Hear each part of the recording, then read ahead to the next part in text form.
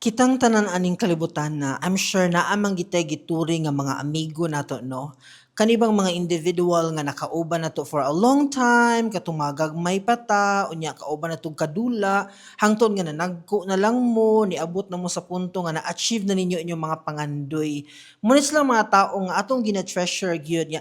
Sa isa ka grupo, klase-klase biya gid atong contribution sa group no, na ay isa maay mo kanta, entertainer siya, may mo pakatawa, ang isa hilomon pero maayo po kaayo og taras sa kinabuhi ingon ani.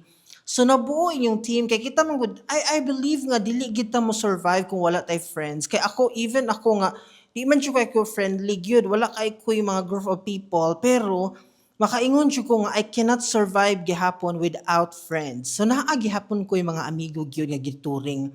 Pero kabalo mo, pinakadili gyud nako ganahan sa isa ka tawo nga ma-member sa usa ka grupo is ang kanang individual nga mo take advantage.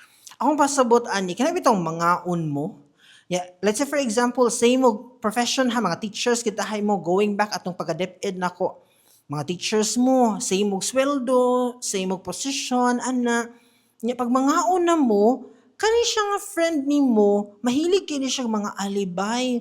Gani siya mga pasikot-sikot sa kinabuhi nga dili siya katabang karon sa contribution kay ani ana. Daghan siya mga problema. Kani siya ang pinakadili ginako ganahan sa usa ka individual.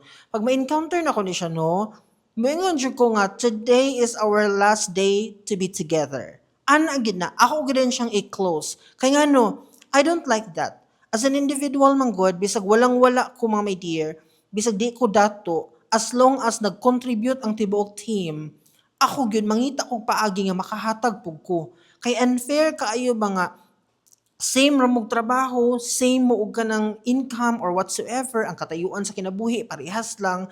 Unya ikaw bitaw kay mo take advantage ka, ga-contribute ang tanan unya ikaw gaalibay ka nga you have everything or you have something to do or to pay karon nagkalisod ka or whatsoever. I don't like that, especially kung balik-balik na lang siya nga reason. Kani ang dahilan kung nganong at some point sa akong kinabuhi na ako'y gipang end up nga friendship gyud.